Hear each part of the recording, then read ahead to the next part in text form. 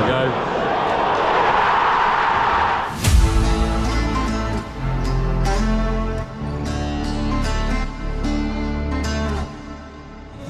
Alright, hello and welcome to the MatchDayVlogs YouTube channel. As always, please remember to smash that like button, hit subscribe, because it really does make a difference to the channel. Go on, it's Christmas, smash it. We'll wait. We'll give it a minute.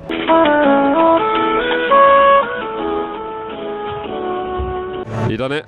Good. Right, we are back after the first ever Winter World Cup. The Premier League is back, and we are here at St Mary's to watch Southampton Football Club take on Brighton and Hove Albion in their spearmint green kit.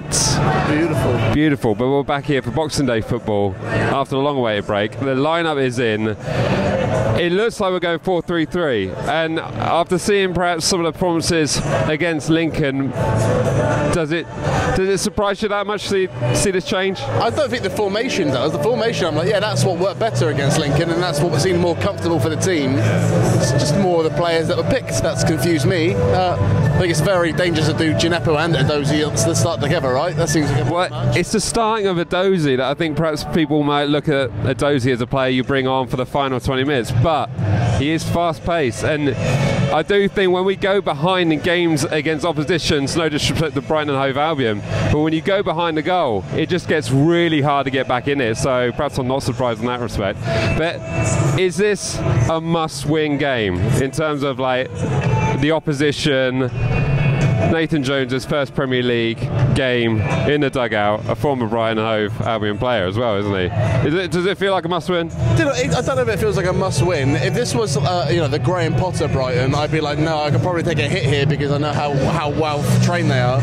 But this Brighton side are a bit strange. I can't remember what the new manager's called. I can't remember what his name is. Neither can I. I'm not going to pretend to. We'll put it here. We'll put it here. There you go. There you go. But he seems to have got them playing just as well as they did under Potter. Annoyingly so, yeah. He's come into a club where he's not had to improve anything, he just has to maintain, and that's kind of what we're playing against today. So it is a real test of what have we been doing for the past few months, but I could also see it being quite a difficult start to the game. It's going to be a very difficult test, and I think a lot of fans after watching that, I mean, okay, it was a well-tuned League One side in Lincoln, but I expected more.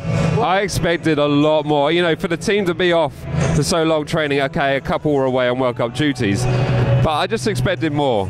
You? I mean, the way I look at it is if they put away two obvious chances, it would have been 4-1, and would we be talking that badly about it? Maybe against the first formation, but that is the newest one. And I do feel like Salasu and Bella Kotchep were still learning that system, and seeing as it's playing up in the back, they're kind of it's vital for them to be feeding the wingers, and they just weren't doing that. This team I feel a bit different about. Exactly. 4-3-3. We'll certainly see what happens. Score predictions wise, I did bump into a subscriber in the car park on the way over. I want to say his name was Henry, so hello Henry. He was going for a 1-0. I'm going to go. Oh, I told him what my score prediction was. I said my head was 2-1 and my heart was 4-0. Jack? I mean, this is already outrageous because you've already predicted 4-0. You can't now just change that on the day. That's not how this channel works, or how life works. That's true, I did predict 4-0, didn't I? So it's 4-0 apiece. You're absolutely right, Jack. We did, that was a long time ago, that preview. Anyway, it's Brighton at home, coming up. The sunshine is out. Let's hope Santa brings us an extra gift of 3 more points. Is it going to be embarrassing when I'm the first man to get a sunburn on Boxing Day? No, I think there'll be many more, certainly in the Itchen North end. Right, kickoff coming up.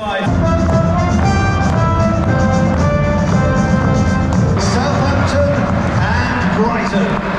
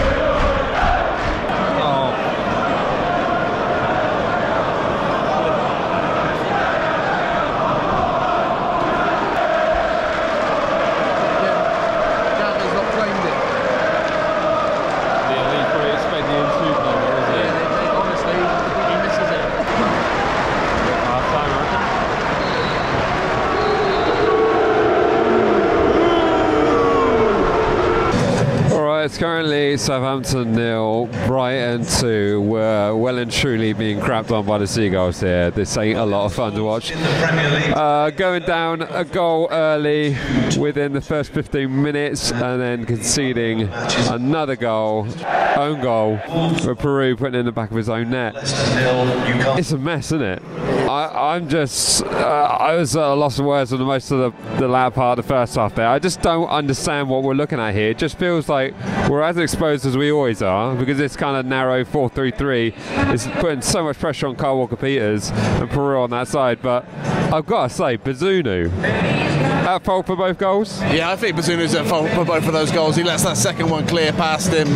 If nothing Peru can do about it, and that first one is just dreadful, isn't it? It's at him.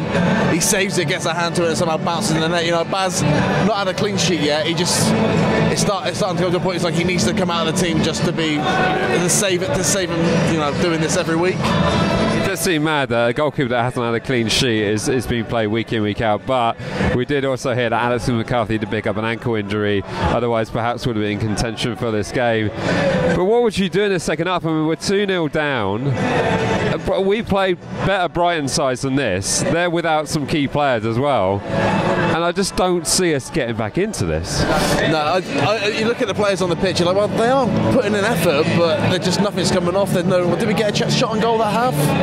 Not on target, I don't think so. I think the problem is, we might have had the break, and he might have time with the team, but they're still that team. And some of those players just aren't good enough. And I just think when you got Prowsey making those sort of passes, I think it really doesn't help that you got Diallo on the pitch. I think we all expected Lavia to be back, but obviously he must have picked up an injury at some point, or they're still just trying to look after him. Would you have taken Ainsley Maitland-Niles' performance against Lincoln instead of this Diallo? I think so. I honestly think so. I just think Diallo the amount of stray passes he makes is just ridiculous. And of all the players that are in that front half of the pitch, he's the one that's definitely. He looks the weakest. It's hard because they're two really bad goals to give away. So very soft. This game was 0-0. I'd still be annoyed. You'd still be really annoyed, but obviously not just this annoyed. It's hard to watch going back after that break to see him play this bad. It is, and like I said at the beginning of the game, I expected more, and I think judging by the amount of boos that are ringing around St Mary's. Well, it's a half-time whistle blew. I think many others, but Nathan Jones has got to turn around quick because he said some comments in his press. I mean, I want to be careful what I say here because I know a lot of the press tend to sort of swing comments to be like Nathan Jones basically saying we're not going to be Barcelona overnight. But that said, I think a certain Austrian would have probably done better in these last two fixtures. I don't know. I think maybe a certain Austrian may have gotten more what we've seen, just like their performances. I just think this team have either had it or they need an injection of something in there. There's obviously puzzle pieces missing, and we're trying to fit round pegs into square holes, and it's not working. It's just not working. Wow. It's I want to say it's all to play for in the second half.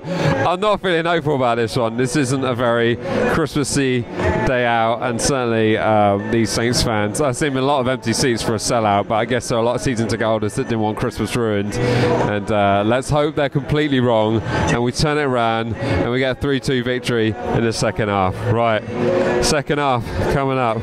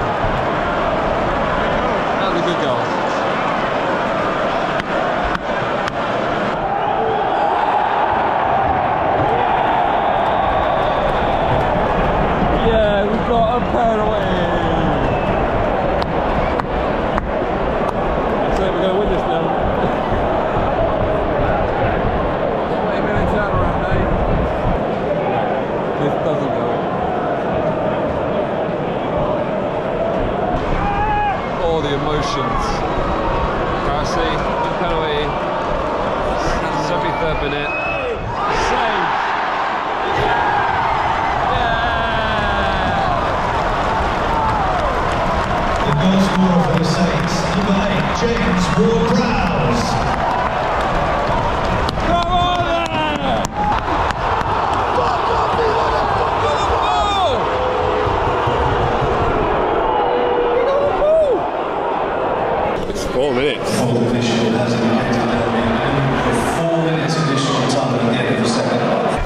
we're here into stoppage time. It's currently Southampton 1, Brighton Hove Albion 3.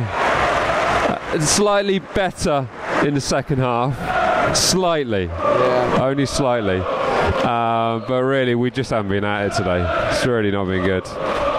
Any positives you can try from this one? Sam Adozi, same as last time. Good to see him. I mean, you've seen the shape change so many times in this game, so it's nice that Jones will try some stuff, but I don't know. There's nothing good to say about this performance, is there? At all. You even missed the penalty. Yeah. So it's just nothing good to say. Yeah, proud to see getting one back with a penalty that he did miss and followed up with a header, but I'm worried. St Mary's is pretty much empty at the moment. There will be booze on the full time. Yeah. The worry you've got is the fact that Brighton here today, Fulham away, Forest, it's not going to be easy. They're winning 3-0 at the moment. They've got Forest here. If Nathan Jones doesn't get a win out of those, he could be gone in January, couldn't he? I mean, that's a nasty. It's an horrible thing to say, but just these are the sort of games where you've got to be picking up wins from. I think when you're in these moments, you kind of want the team to be inspired. As much as I like Nathan, when you hear him talk, is that the inspirational manager you need to get these players up and running straight away? I don't know. It's going to be hard to say. You know, come January, we have the transfers in. There's this. You almost need another 10 players. Yeah, apparently you need CDM, a winger, and Cody Gakpo. A striker. Oh my goodness. I do think Lianco's done a good service today. I think he's put in some really good effort. He's won that ball high quite a few times. If you had that Lavia in the middle, it'd be a different story, really. But I think our midfield is so weak without a CDM. That losing Romeo has just really come out to haunt us. Is that Kraus? Yeah. Maybe we need a new number 8. It's not had a great game. A good season. But the call outs on the guard, like you say, Lianco. I thought Elianusi did a good shift. Stuart Armstrong's been decent since he's come on. Kyle Walker-Peters has been okay, but he just doesn't look fully fit, does he? He's not as quick or as tight as he would ordinarily be. I don't think Peru was fully fit either. I think there's just a lot of lingering injuries, and just because we're having to play those players straight away, they're just never going to be fully fit. And there it is, 7-1, Brighton 3. As always, remember to like, comment, share, subscribe. We'll see you in the next one. All right, see ya.